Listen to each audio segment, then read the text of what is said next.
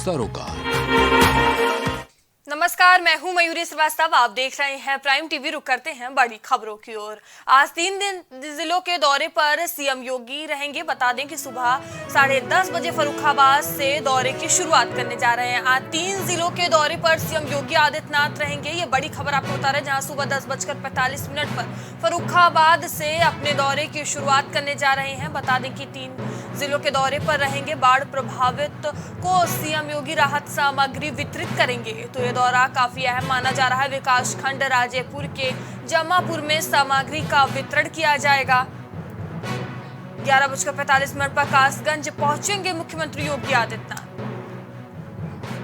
बाढ़ प्रभावित क्षेत्रों में राहत सामग्री वितरित करेंगे। तो बता दें, सीएम योगी आदित्यनाथ 3 जिलों के दौरे पर रहेंगे और ये दौरा काफी अहम माना जा रहा है। वहीं 12:15 पर बरौना से शाहजहांपुर के लिए रवाना होंगे।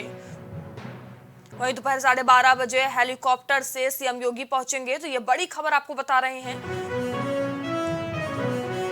सुमंगल सिंह डिग्री कॉलेज पहुंचेंगे सीएम योगी आदित्यनाथ। बाढ़ प्रभावित क्षेत्रों का निरीक्षण भी करेंगे। बता दें कि आज 3 जिलों के दौरे पर मुख्यमंत्री योगी आदित्यनाथ रहेंगे, जहां वो आज तमाम कार्यक्रमों में शिरकत करने जा रहे हैं। सुबह 10:45 पर फर्रुखाबाद से दौरे की शुरुआत करेंगे। वहीं बाढ़ प्रभावितों को सीएम योगी राहत सामग्री का वितरित भी करेंगे। तो ये आज का दौरा काफी अहम माना जा रहा है। बता दें कि आज 3 जिलों के दौरे पर रहेंगे। ये दौरा काफी अहम माना जा रहा है। और इस खबर पर अधिक जानकारी के साथ हमारी सहयोगी सुहानी हमसे जुड़ चुकी हैं। सुहानी, देखिए, सीएम योगी आदित्यनाथ आज 3 जिलों के दौरे पर रहेंगे। क्या क्या कुछ उनके कार्यक्रम होंगे, कितना अहम है ये दौरा?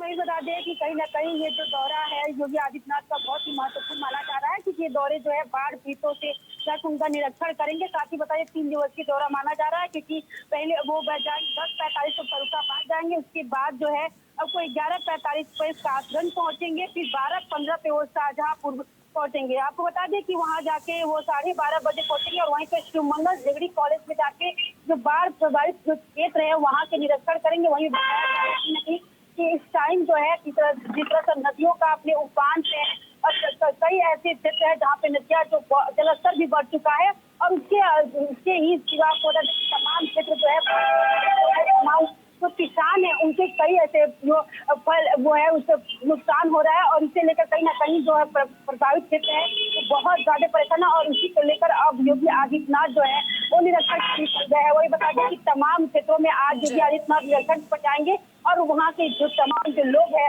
उनसे खुद जाके मुलाकात करेंगे, क्योंकि देखा जाता है हमेशा कि योगी आदित्यनाथ जो है अपने जनसभा करते हैं, वहाँ के लोगों से मुलाकात करते हैं और खुद उनके जो समस्याएं होती है उन पर चर्चा करते हैं और जल्द से जल्द उसे निस्तार करने के आदेश देते हैं। तो बता दें आपको मयूरी, किसी तरह से अब बाढ़ प्रभावित क्षेत्र है वहाँ पे खुद जाकर योगी आदित्यनाथ जनता से मुलाकात करेंगे।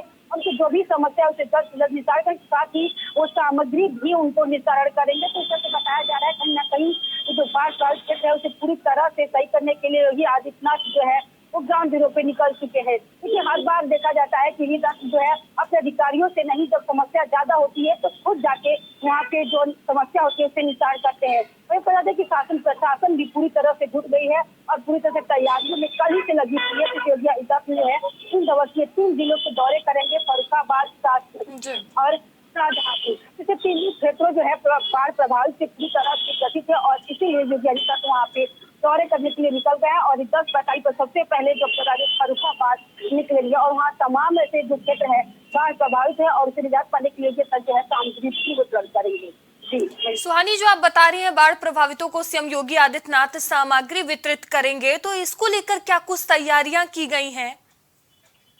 जी, मैं ये बता दें कि जिस तरह से योगी आदित्यनाथ जब किसी भी क्षेत्र में आते हैं और समस्या ज्यादा बढ़ जाती है तो उसको निकाल के जाते हैं। तो योगी आदित्यनाथ जो 3 दिवसीय दौरे पर निकले हैं फर्रुखाबाद कासगंज और इसे लेकर जो शासन प्रशासन जो है पूरी तरह से अलर्ट है और वह तमाम क्षेत्रों में जो है पूरी तैयारियां कर ली है। और बताया जा रहा है कि योगी आदित्यनाथ जो खुद जनता के साथ जाकर वहाँ पे संवाद करेंगे, उनकी जो भी समस्याएं रहेगी उनको सुनेंगे। और जिस तरह से बारिश आपने खुद देखा, जिस तरह से लगातार बारिश हो रही है कहीं ना कहीं जिस तरह से किसान की कई ऐसे फसलें जो बर्बाद हो चुकी है, और खासतौर से देखा जाए तो इसमें सबसे ज्यादा नुकसान जो किसानों को होता है। इसलिए योगी आदित्यनाथ जो है कभी पीछे रहे, जैसे कि कहा जाता है किसान कहीं ना कहीं हमारे देश में विभिन्न अंग है, और उनके लिए जो योगी आदित्यनाथ हमेशा तैयार रहते हैं। क्योंकि कहा जाता है कि कहीं ना कहीं जो उत्तर प्रदेश जब से सरकार आई है, किसानों के लिए एक योजनाएं दिलाई है, और इसीलिए जो है पूरी तैयारियों के साथ योगी आदित्यनाथ जो है गाँव गिरे पहुंच रहे हैं। क्योंकि किस तरह के जो नदियां उफान से है, नदियों का जल स्तर बढ़ता जा रहा है, उससे कहीं ना कहीं किसानों को सबसे ज्यादा जो है नुकसान होता है, और इसी लेकर वो जो है सामग्री जुगाड़ करने के लिए पहुंच चुके हैं। और साथ ही ये भी कहा जा रहा है कि वहाँ तमाम जनता और जितने भी किसानों से मुलाकात करेंगे। तो इस तरह से जो इस बार से जो इनका दौरे है कहीं ना कहीं अहम है। एक सुमंगल कॉलेज पे जाके वहाँ पे लोगों से संवाद भी करेंगे, और उन जनता के फरियाद भी सुनेंगे, साथ ही जो भी समस्याएं है उसे जल्द से जल्द निस्तार करने के भी अधिकारी से आदेश दिए। तो सुहानी, जो तमाम कार्यक्रम है जिसमें सीएम योगी आदित्यनाथ शामिल हो रहे हैं, सीएम योगी आदित्यनाथ के साथ और कौन कौन लोग मौजूद रहेंगे, क्या इसकी कोई जानकारी है? जी, मैं बता दें कि तमाम जिस तरह से योगी आदित्यनाथ अपने दौरे पे निकलते हैं, उन्हें तमाम वरिष्ठ जो नेता है वो भी उनके साथ रहते हैं। लेकिन इस बार अभी साफ करके ही बताया जा रहा है कि कहीं योगी आदित्यनाथ और साथ ही उनके कई ऐसे वरिष्ठ नेता जो है उनके साथ रहेंगे। वही कृषि मंत्री भी उनके साथ होने की संभावना बताई जा रही है, और तमाम जो नेता है उनके साथ रहेंगे। लेकिन इस बार जो है जल स्तर का जिस तरह से बढ़ा है, उफान बढ़ा है, उसे कहीं ना कहीं पूरी तरह से निसार करने के लिए योगी आदित्यनाथ कई ऐसे मंत्रियों के साथ रहेंगे।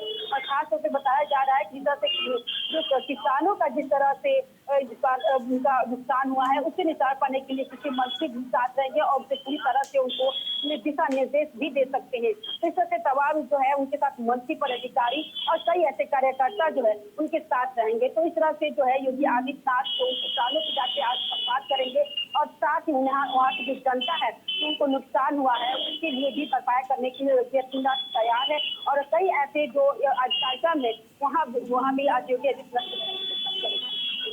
जी धन्यवाद सुहानी, हमसे जुड़ने के लिए, तमाम जानकारियों के लिए। तो बता दें कि सीएम योगी आदित्यनाथ आज 3 जिलों के दौरे पर रहेंगे, और ये दौरा काफी अहम माना जा रहा है, जहां बाढ़ प्रभावितों को सीएम योगी आदित्यनाथ आज राहत सामग्री का वितरण भी करेंगे, वहीं तमाम कार्यक्रम में शिरकत भी करेंगे। सपा और आईएनडीआईए के लिए प्रतिष्ठा की सीट बनी घोसी, सपा अध्यक्ष अखिलेश यादव भी घोसी में प्रचार करेंगे। बता दें कि सपा और आईएनडीआईए के लिए प्रतिष्ठा वाली सीट बनी हुई है घोसी, जिसको लेकर अब अखिलेश यादव भी घोसी में प्रचार करेंगे। तो ये बड़ी जानकारी सामने आ रही है। कल चुनाव प्रचार मैदान में सपा अध्यक्ष अखिलेश घोसी क्षेत्र में जनसभा कर कार्यकर्ताओं में जोश भरने का काम करेंगे। वहीं प्रोफेसर रामगोपाल और शिवपाल यादव पहले से वहां मौजूद हैं। कल घोसी में जनसभा को संबोधित करेंगे अखिलेश यादव। तो ये बड़ी खबर आपको बता रहे हैं। घोसी की लड़ाई बेहद ही दिलचस्प मानी जा रही है, जहां एक तरफ भारतीय जनता पार्टी लगातार एक्शन मोड में नजर आ रही है, तो वहीं अब समाजवादी पार्टी भी पीछे रहती नजर नहीं आ रही है। जहां अब घोसी में एक बार फिर से अखिलेश यादव चुनाव प्रचार करने जा रहे हैं। सपा अध्यक्ष अखिलेश यादव भी घोसी में अब प्रचार करने की तैयारी में है। तो बता दें सपा और आईएनडीआईए के लिए घोसी सीट प्रतिष्ठा की सीट बनी हुई है। वहीं अब सपा अध्यक्ष अखिलेश यादव भी घोसी में प्रचार करने जा रहे हैं, और इस प्रचार की शुरुआत कल होगी। कल सपा अध्यक्ष अखिलेश यादव मैदान में उतरेंगे और कार्यकर्ताओं में जोश भरने का काम करेंगे। तो बता दें घोसी उपचुनाव बेहद ही अहम और महत्वपूर्ण माना जा रहा है, जहां सीधी टक्कर भारतीय जनता पार्टी और समाजवादी पार्टी में देखने को मिलेगी। ये लड़ाई बेहद ही दिलचस्प मानी जा रही है। तो वहीं अब अखिलेश यादव मैदान में उतरते हुए नजर आ रहे हैं। कल से घोसी में चुनाव प्रचार अखिलेश यादव करेंगे। और इस खबर पर अधिक जानकारी के साथ हमारे सहयोगी विवेक हमसे जुड़ चुके हैं। विवेक, देखिए घोसी उपचुनाव बेहद ही अब दिलचस्प होती जा रही है। जानकारी सामने आ रही है कि सपा अध्यक्ष अखिलेश यादव भी घोसी में प्रचार करने जा रहे हैं कल से। क्या कुछ रणनीति बनाई गई है, क्या कुछ पूरी जानकारी?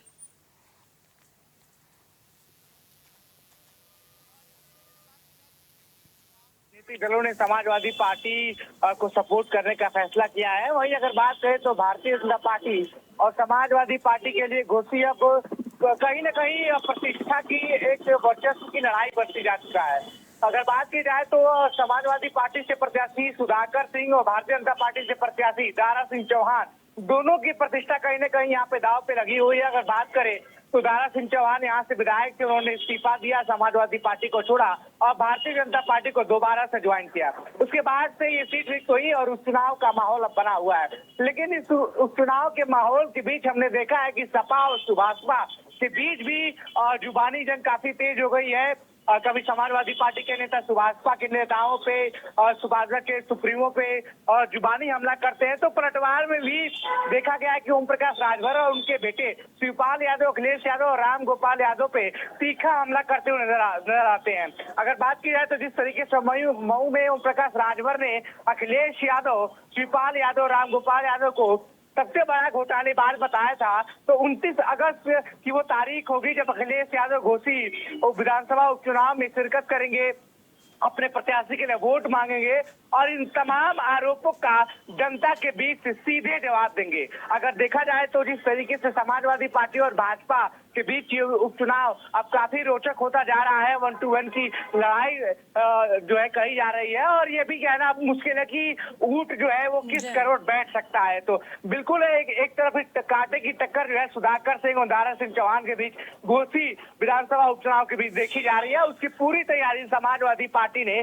कर ली है। बारी बारी से जो उनके बड़े नेता हैं वो जाके विधानसभा उपचुनाव में रैलियां कर रहे हैं, जनता को अपनी तरफ आकर्षित करने का काम कर रहे हैं और एक सिंपैथी की लहर के जरिए जो है वो इस बार घोसी की जनता को अपने साथ ले आना चाहते हैं। विवेक, अगर हम देखें तो समाजवादी पार्टी को कांग्रेस का समर्थन मिल गया है, रालोद का समर्थन भी मिला है, उधर अपना दल एस का भी समर्थन मिल गया है, तो क्या इससे समाजवादी पार्टी को कोई फायदा हो सकता है या भारतीय जनता पार्टी को नुकसान होगा?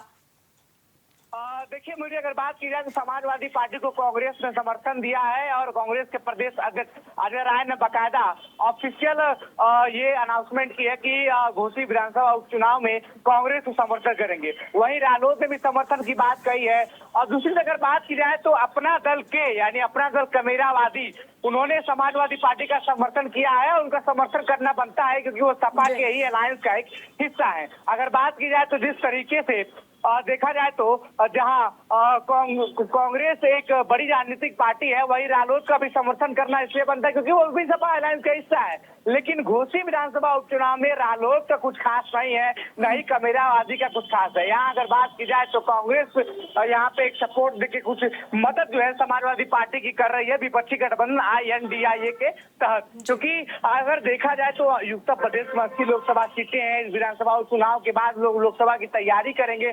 कहीं न कहीं घोसी का विधानसभा उपचुनाव एक नेट प्रैक्टिस माना जा रहा है यहाँ के संसदीय क्षेत्र के लिए। इसलिए समाजवादी पार्टी और भारतीय जनता पार्टी इसको हल्के में लेने के मूड में नहीं है। दोनों की प्रतिष्ठा एक विधानसभा उपचुनाव से जुड़ी हुई है। जहां एक तरफ बात की जाए तो भारतीय जनता पार्टी के भी सहयोगी दल लगातार सपोर्ट कर रहे हैं और बात की जाए तो सहयोगी दल सुभाषपा लगातार इसमें सक्रियता दिखा रही है और हमलावर रही है समाजवादी पार्टी के नेताओं पर।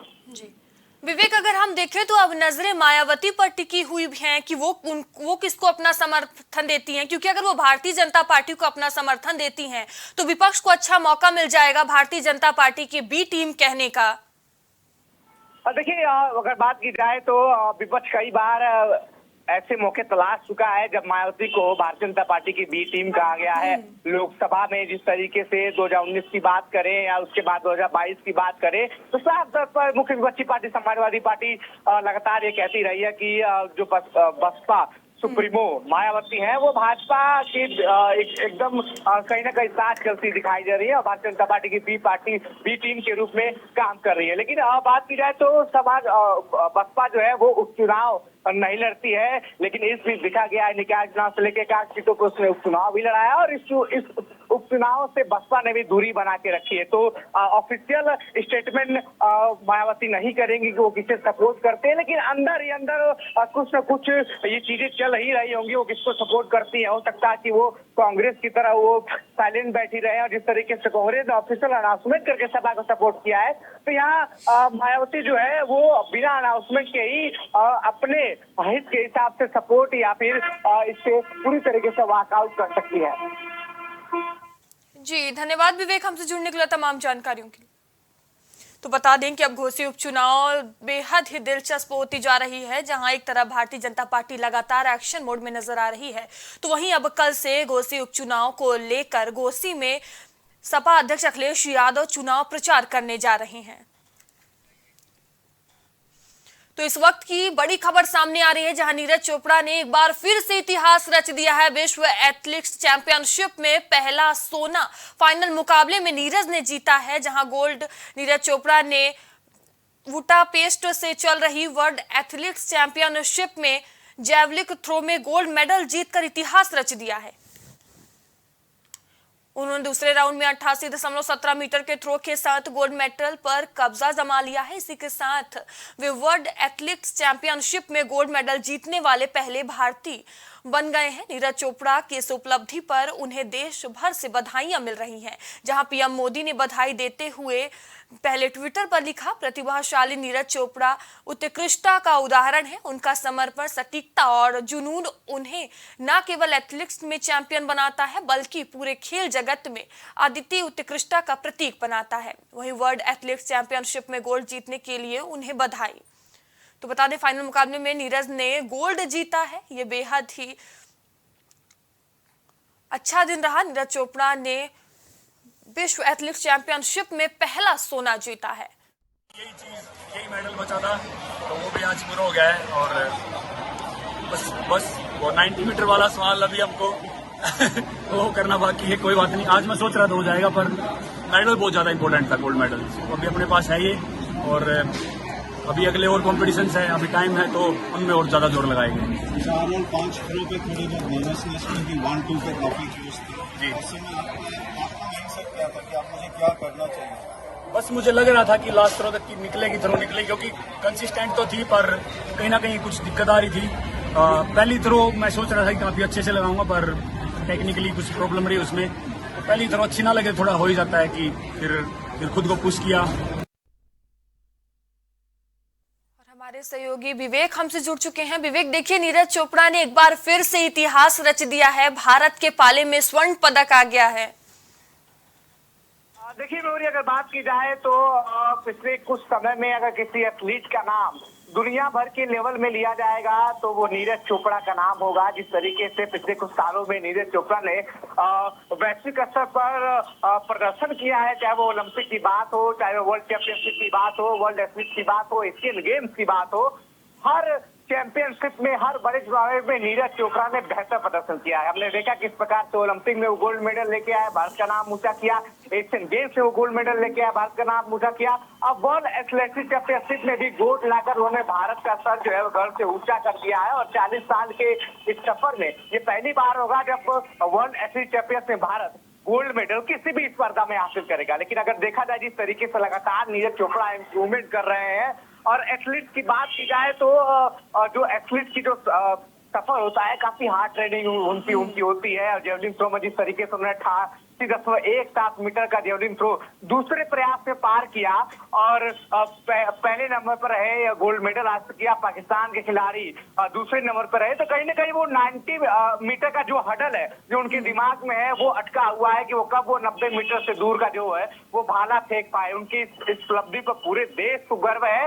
और अगर बात की जाए तो प्रधानमंत्री नरेंद्र मोदी के अलावा उत्तर प्रदेश के मुख्यमंत्री योगी आदित्यनाथ ने भी ट्वीट के माध्यम से नीरज चोपड़ा को बधाई दी। और यही नहीं, भारतीय सेना ने भी बकायदा अपने ऑफिशियल अकाउंट से ट्वीट करके सूबेदार नीरज चोपड़ा को बधाई भी दी। जिस तरीके से नीरज चोपड़ा लगातार इम्प्रूवमेंट कर रहे हैं, वो अगर बात की जाए तो अभी उम्र उनकी काफी कम है, लेकिन विश्व स्तर पर जो नाम जेवलिन थ्रो में उन्होंने अपना बनाया हुआ है वो काबिले तारीफ है। और इस तरह की जो प्रतिभा है वो काफी कमी देखने को मिलती है कि भारत का एक नाम, भारत का एक एथलीट जो है वो दुनिया पे राज कर रहा है। कोई भी चैंपियनशिप हो उसके गोल्ड के तमगे पे जो है वो नीरज चोपड़ा लिख के आ रहा है। अब जी, धन्यवाद विवेक, हमसे जुड़ने के लिए, तमाम जानकारियों के लिए। बता दें कि नीरज चोपड़ा ने एक बार फिर से इतिहास रच दिया है, जिसमें विश्व एथलेटिक्स चैंपियनशिप में पहला स्वर्ण पदक देश के पाले में आ गया है। और ये बेहद ही खास मौका है, ये देश के लिए गौरव की बात है। अभी के लिए इतना ही, आगे आपसे फिर होगी मुलाकात। तब तक के लिए बने रहिए प्राइम टीवी के साथ। नमस्कार। कुछ भाव पुष्प। आप देख रहे हैं प्राइम टीवी, सच